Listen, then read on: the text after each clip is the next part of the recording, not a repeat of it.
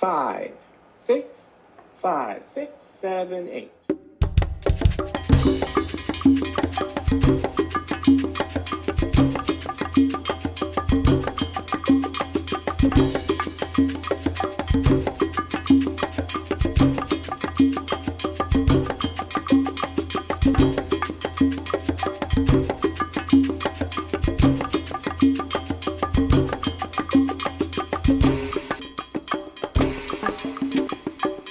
Excited. We are so excited. Good morning and welcome. We are so excited that you have decided to join us this morning on Good this morning, October. Edwin. Good morning, Megan. How are you? I'm good. I'm here with my coffee. I hope you noticed my mug. And do Oh, you have it's very tea? cute. And yes, I'm here with my tea. Yes, alumni from College of St. Rose graduated last December. So we got this. Congratulations. Thank you. So I just had my honey and I am having my special tea today. So tell me, Megan, what's the tea? What's going on? Well, the tea is that this is starting. We thought, a lot of times we're the only people in our building as dance educators. We need a way to connect. We need something simple that you can tune in on your phone in the morning. You can listen while you're on the subway, even on the way to work or your drive, however you get to your school. And so I'm just excited to be here with you this morning. So am I. I'm so excited. Last week we had this major hiccup. I was so ready to actually log in from Fulton Street Station. I was going to do that. And we had that hiccup last week. But I'm I have so glad a that we picture of went you. through Do you it. see it? This is you. Yes, that's Can, right? it. Yes, I went to CAN, Connected Art Network. We had facilitators meeting. So I got an opportunity to be out and about in the city. So this was about 7 something in the morning, but it was so great. I got to Wow. have breakfast in the park nearby, Battery Park, and it was just so lovely. So yes, very much so. So Megan, what have you been up to? I know you Well, went to the conference, right? Recently. yes, I did. I went to the National Dance Education Organization Conference. I hadn't been since before COVID. And between the two of us and everyone listening in, it was a little overwhelming. 800 people showed up for the plenary, which I was like, so many people in one ballroom. Wow. But Dr. Nyama McCarthy Brown was there, who, wrote the incredible book about culturally responsive pedagogy and dance, and she did an amazing talk about people of color in ballet. It was Yes, so good. And yes. also, I got to take class. One of the classes I took was with 125 people in one room. So that was a little overwhelming, but I danced. I love to dance. Yep. I got an opportunity to actually enjoy a little bit of Denver because I was there with Ken. And I got to the opportunity every morning. I decided I would get up because, first of all, the altitude and everybody's saying drink lots of water. I Right. couldn't figure out why I was feeling so tired at the beginning. And that was why the altitude, my body wasn't accustomed to it. But every morning I got up and I was able to do some walking for about 15, 20 minutes and be familiar with the neighborhood. It was just such a beautiful journey, just being able to see some of their municipal buildings, get a sense of the environment there. And I also got to hang out with an old high school mate and his wife the last day just before I took that midnight flight and headed back to New York. And We then was were on the same red eye. And yes, we were and then on you went to work. You had yes, a I red eye did. and you went to Yes, I did. school. Yes. I took a personal day, which I think we get 3 a year, and one went to that. Okay, well, good for you. Good Yeah. for you. I'm saving mine up. But Edwin, I wanted you to share a little bit about a project that I learned that you did during COVID. We were doing some professional development workshop together, and you had the most inspiring lessons or unit plan that you talked about that incorporated pictures and your students creating beautiful choreography. Can you, I'm forgetting the name of that unit, but can you talk about that a little bit? Yeah, well, during COVID, at the height of COVID, when we transitioned to remote work, I was asked to help develop some unique curriculum classwork for teachers to support them. And I decided, hey, what better way to also not only just develop this work, but to apply it in my classroom. So it was based on photographers, female photographers, and they were asked, my students were asked to look at the work of the photographers and then recreate some of the images using pictures and in movement. I mean, So look at this one of my image right students, here. Who yes, is this student creating this such was a gorgeous photo? actually Nadira, who is now actually at Brooklyn High School for the Arts. And Wonderful. she just took it. She just took the information and made it her own. But I think one of the things that I was most proud of was the opportunity that they got to use Liz Lerman process to really deconstruct what she had created. And oftentimes you get student, peer-to-peer feedback. But her mom was also sitting in on the discussion as my students ran the feedback protocol. And I was, That was uh, maybe the only, but the best part of COVID was I had little 5-year-olds on the Zooms. I had a dad and son dancing salsa in the kitchen, right? The family involvement, yes, it just yes, happened it was just, naturally. yes, it just happened so naturally. And that was so beautiful for me because the mother was saying, sharing that, her concerns, of course, was the fact that, her daughter had done this work and now the students, even though she knew the students were going to critique this work. And she said, wow, the process was so great. She had a really great experience just observing and watching. And she also felt a real part of the community and got a glimpse of what we do within our classrooms. Wait, So so that how for did me you was set up really the project? Like first you showed the photos of dance. First, they had yes, so they had links to the different photographers' Okay. sites, and they were asked to select a few of the photos and reimagine them. So what the student did, she decided she would take the same images and have her parents support her by taking them in black and white because they were black and white images, Oh, and she put them on her body, and then she took the next step was then taking those images and building them into choreography, which she did. And then beautiful. sharing the feedback. And at that time, also it was at the height of also George Floyd. So she also in the reflection in her reflective work and the questions, reflection prompts, she talked about that and how, it impacted her as a student and as a student of color. So for me, it really got a sense for the student to share who she is, to share her heart, both as a young artist and also as a person within our community. Wow. Because so often we talk about culturally responsive pedagogy, and sometimes it even just becomes an acronym.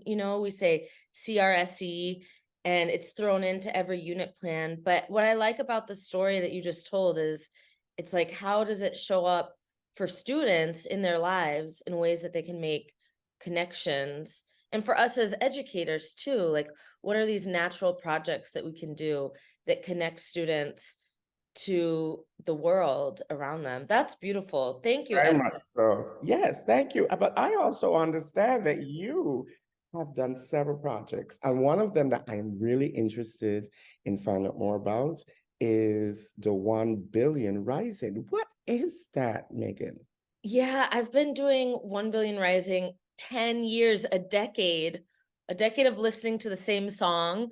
But it's this wonderful choreography created by Debbie Allen called Break the Chain. The song was created, I met and her in person. Just wanted I to say met Debbie that. Allen in person too. She's amazing. Awesome, awesome, awesome. Yes, yes. I And digress. no, it's amazing when we have degrees of separation and we actually get to meet our idols. It's amazing. But it's a movement that was really started by V-Day and Eve Ensler's work. And it's to create gender equity and confront gender violence. And so it takes this difficult topic and turns it into a flash mob.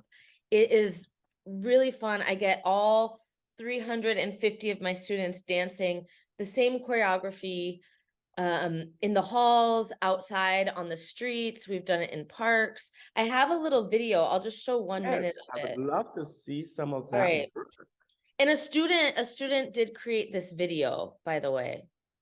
I So I love think that that. that's When good. students Yeah, practice I love together, when students can use work their tech together. Yes. skills. Mhm. Can you hear me if I talk over it? Yes, I can hear you. Okay, so this is a logo and a student adapted it to our school, but they provide everything. Like the organization gives models for t-shirts. You can see every year we make t-shirts. We were dancing outside in the cold. It was so freezing, but we still danced. This student is a pilot who you just saw. And I have the students learn the choreography and then go into other classes and teach it. Right now, you see the tech squad. There's so much tech work to get sound projected for 350 people.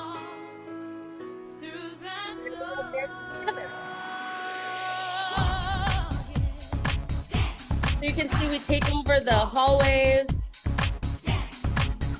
That's all I'll show for now, but I think you get the idea. It's just it's a fun event. We've been doing it for 10 years, Wow.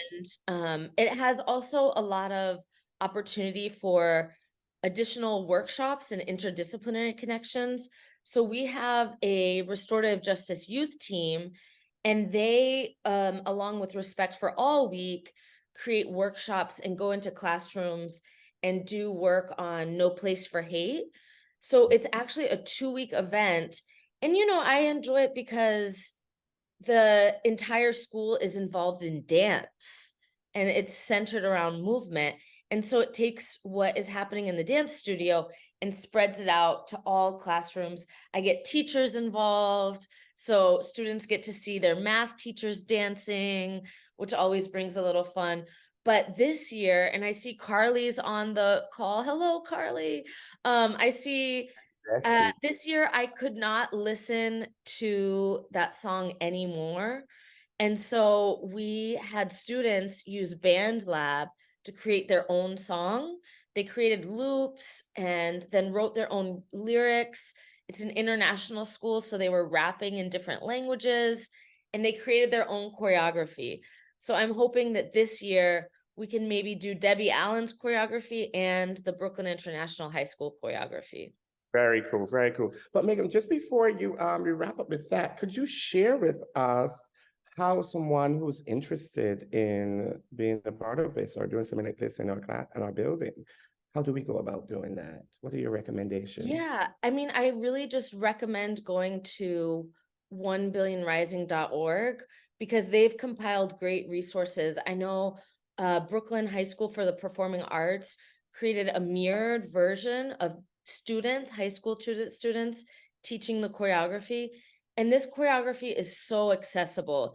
It's like some points, some box steps, and for me, it's the right level of difficulty where you can have fun with it. But if you've never had formal dance training before, you can still learn it and join along. And I'm also wondering, Edwin, this studio stories, we're going to be on the New York City Public Schools dance website. So I wonder, you talked about your great unit. I'm wondering if we could post some links there too. We'll have to find out. Yeah, definitely. That would be great. So we want to support each and every one of you. And that is why we are doing Studio Stories. We also want to hear from you. But Megan, I am excited because not only this is our first one. I was excited last week, but I think I'm I even. know. I couldn't sleep. Sorry, I couldn't sleep at all. I got up and I was so excited. I even got up before my alarm went off. Oh, wow. I That's drove good. in the rain and I was just so excited to do this with you. So thank you so much for having me and being able to work with you on this. But tell me something. I have it from the inside that we have a guest next week. Who's our first guest? Yes, we do have a guest. We have Clara Bello coming. She is a great friend, an amazing dance educator. She teaches dance in Spanish and English because she teaches at a bilingual elementary school. So she brings her perspective as a multilingual dance educator working with working with young people into our call. And like Edwin said, we do want to hear from you. We're doing something, I think, fun where you can get presents if you send in pictures of your studio. So at the beginning of this podcast Zoom, the Zoomlandia, you saw pictures and video of my dance studio at Brooklyn International High School, which is now Carly O'Connell's dance studio. And then you also saw Edwin's dance studio with those beautiful quotes on the wall. And we want to see your studios. I think it's rare that we get to see one another's spaces. Yeah. Uh, Right? I Yeah, remember very much when I visited so. your school, I just loved seeing your hallway with the pictures. You have stained glass above your studio, which I think is really Yes, special. yes, which the art teacher designed and put up for us, and there's movement in there. Maybe I'll share that so that others can see. Yeah. But I also wanted to say about But Clara, they just um, email in, right? Should we put yeah, our email. emails in the chat? Yes, definitely. But I also want to say just about having Clara next week. This is so great because right now I am finding that I am having more Hispanic students in my building, and I want to be able to communicate with them. And even in the classroom, and I dabble a little bit in Spanish. This year I'm teaching Spanish. We're using Rosetta Stone Oh, to take that. So I am trying to communicate with some of my students who are bilingual, but who the native language is Spanish. And to be able to remember my left, hear izquierda, that, my right, derecha, derecha. right? So I'm trying to be able to be more inclusive also in the languages I'm using in the classroom. So I'm really, really excited to hear what Clara has to say, what she can share to help me and possibly even you, my colleagues, who might be experience this, as we know that there are so many people coming to New York to find that American dream. Yes, I've been at Brooklyn International High School. This is my, I think, 11th or 12th year, and we have students from 30 different countries. They say that there are more than 50 languages at the school, and I just find that there's so much dance culture that we can learn about from our students. I've Yeah. had students from Yemen teaching me dabka, which I had never even heard of before I went to the school. Oh, you know what? Clara Bayo just jumped into the Zoom room. But I think we are wrapping up, and Yes. we just want to say we're excited to hear your studio story.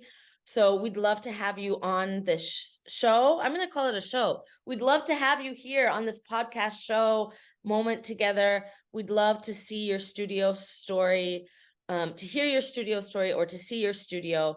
And if you send us in a picture, we'll send you something to support your teaching, a little studio stories gift. Very much so. So, Megan, I think it's time to wrap up. I I hate think it's to time do to wrap up. We have to teach. that. Yes. So we thank you so very much for joining us on this, our first endeavor. Yay! Yes, So thank you, excited. I'm everyone. so excited. I'm looking forward to next week and all the wonderful things we're doing. Thank you so much for taking the time to join us, to listen to us. And And have a great Friday. It is have a Friday, great so enjoy your Friday. And Friday I'm and in my enjoy little your bits of weekend. pink. Yeah, because in my building, we are pinking out the days. So in reference to breast cancer Oh, awareness. we did So that Wednesday. I'm Okay, going Wednesday's to our day. celebrate that. So from myself and Megan, thank you so much for being here. See Happy you next Friday. week. Happy Friday. Bye. Happy Friday.